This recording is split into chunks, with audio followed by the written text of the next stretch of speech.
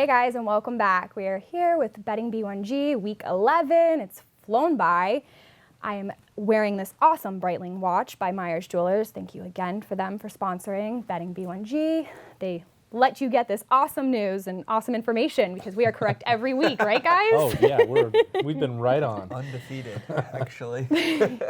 They're exclusive Breitling dealers in Central Ohio. Definitely check them out for all of your Christmas shopping or holiday needs. Experience Myers Jewelers. So up first, the really exciting Alabama game, Mississippi State at Alabama. Alabama is the favorite. Guess no one could have pointed that out. Surprise. 24.5 points. I'm sure it will probably be way more. This is a top 20 matchup. Doesn't feel like it. Can anyone stop the tide? Do you guys think that this will even be close? Nope. No. Next. I've Should we even talk about it? I've given up. Like, what else is there to say? Yeah. Like, they're a Death Star. You know, they are unbelievable what they did to throttle LSU last week. You know, I've learned my lesson. Do not pick against them right now. They have it rolling. If somebody beats them, it's not going to be Mississippi State. If somebody stays within 4 touchdowns of them, it's not going to be Mississippi State. So I think, Tim, we can probably just move on. Yeah, that's fine with me. I'm not even arguing it. I'm not even. Alex slipped her pick in right in there. She's like, it's not going to be that close. Like, come on. I'm going with, unfortunately, Alabama. Auburn at Georgia. Georgia is a 14.5 point favorite. Georgia's back on track since losing to LSU. That definitely didn't help. Can they keep their college football playoff hopes alive, or is that it for them? Yeah, I think Georgia's one of the teams that has a chance to keep it within 4 touchdowns against Alabama. So that's a good thing, I guess. I like Georgia in this game to win pretty handedly. I'm not really sure why or how Auburn's ranked still, but I seem to ask. Well, they're in the SEC, Tim. I ask that question every year. Georgia got handled pretty good by LSU a few weeks back. I thought they rebounded nicely. I still think they're probably one of the best, 6 or 7 teams in the country, even though they may not be as good as last year. I just think that they're a much better team right now. I'll gladly lay the 2 touchdowns here and take the Dogs to win handily at home. Yeah, my only question, Tim, I don't want to talk about this game anymore, because you hit the nail on the head. Like, if you're looking at those rankings, and I know that it's crazy, I'm falling right into this trap that show is made for debate, and it doesn't mean anything. Well, I spent my time focusing on LSU at number 7, and then Georgia just casually slips to number 5, 2 spots ahead of a team that they lost to by 20-plus points, and LSU could have beat them by more. And it's like, nobody cares about that. There's a head-to-head example already. Right. Where how does this make any sense? So I fell for it. College Football Playoff Selection Committee, you got me. Georgia's going to win this game easily. Auburn should not be in the rankings, and all the SEC rankings are insane right now. They don't make any sense unless the conspiracy theory is actually true, which I try to avoid these at all costs, but I'm starting to I'm really falling for it. They did get one right, Alabama. They got that one right. The top 4 is pretty good. Yeah. Everything after that, they're like Florida at 15's. They're like, whatever. Let's see if we can rustle it up by putting Florida as high as possible and Auburn, leave them in there. I don't know. Next week they're gonna move Kentucky back into the top 10 probably. So, God, you guys got me. All right, since they feel no passion at all towards that game, Clemson at Boston College. Clemson is a 20.5 point favorite. College game day will be there. Massive spread for Clemson on the road. Any way that BC can stop them or spring the upset? I kind of think so, Tim. I don't know why I talked myself into it. It's just I keep having these memories of Clemson early in the year. Maybe I should forget about it because they've got this vibe where they're rolling and building momentum every week and are a different team. And it's too much in my mind the way they struggled early. But I don't know. Some things can happen that are pretty weird when game day's around, when there's a lot of attention on a game. Guys being dudes and all that stuff, that the Dazio factor. I might not be crazy enough to pick the upset outright, but I'll definitely take the points. I'm going the other way in this. I think Clemson is kind of rolling right now, and I just feel BC with A.J. Dillon, they've got a pretty dominant rushing attack, and Clemson. I think the only way they have a chance to keep this game close is if they can run the ball a lot, keep that Clemson offense off the field, kind of bleed the clock. Yeah. limit the number of possessions. Unfortunately for Boston College, Clemson is number 1 in the country in yards per carry against. So they have, the number 1 run defense in the country per play. So because they have a dominant defensive line. And to me, that just screams all sorts of problems. Yeah. So I think, I just think Clemson's going to roll in this game. Maybe I'm wrong, and the freaky night things at well, you're at game using day. stats, and I'm using Yeah. like, weird emotional things. Well, that's the thing is nothing really. You can't predict. If we could predict what was going to happen, I would be a rich man. Yeah. And I'm the opposite right now. But I'm gonna take Clemson here. I just think that they're rolling right now, playing really good football, and are one of the very few teams that could keep Right. a game close against Alabama. Yeah. So I'm gonna take the Tigers. Big spread on the road, though. I don't like that. That's very it's up there. big spread for a road game. Those are red alert. Yeah. So it's going to be an interesting one. Northwestern at Iowa. Iowa is a 10.5-point favorite. Huge matchup in the Big Ten West. Can Northwestern keep themselves at the top of the West?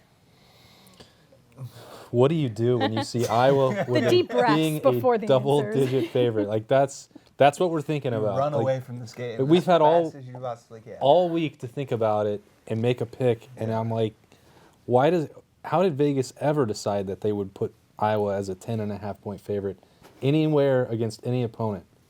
It's crazy. As Tim said, the best advice is to not wager on this game. We're picking it. Unfortunately, we put it on ourselves to pick it because it is such an important game in the Big Ten. Yeah. And it is a little more interesting if you have something on the line because that West is just an absolute mess. I'd like to see Northwestern look like the team that deserves to win the West. Going on the road and handling Iowa would maybe do that. But I guess I'll take the points. Yeah. That's where I'm at, about too. where I'm at. That's where I'm at. That's what I'm going to do, too. Take the points in a game where, Northwestern, Iowa is like good luck predicting what you think is going to happen in that game. Nobody has any idea how it's going to play out. It's going to be a weird game, just like every Northwestern, Iowa game probably is. Yeah. So in a game, I could see Northwestern winning straight up. I could see Iowa running away, I guess, in the second half. I don't have a feel for this game. Nobody does. If you think you do, you're wrong. Those teams in the West, Tim, are just like it's just you don't know who's showing up every week. So in that type of scenario, again, I would run as far away possible from this game. But in this scenario, I'll take 10.5. Yeah. In what I view as a toss-up game between two pretty equally matched teams. You just don't know what team's going to show up. So. That spread is wild. Alex. Yeah. It's wild. Yeah, I've learned that. I'm staying away from it. I don't even know why I talked about it at this point. Wisconsin at Penn State. Penn State is an 8.5-point favorite. It's the lowest of the ones we're talking about this week. Two teams trying to not move to 6-4. Who wins in Happy Valley? I don't know. I don't trust either. Wouldn't touch either of these teams with a stick. Like I don't have any faith in either of these teams right now. If you came for picks this week, Yeah. we're really delivering the goods. the Big Ten is a mess, right? It just is. Penn State has been so up and down. They got throttled last week, which was very surprising to me. But on the road, I'll take the points on the road.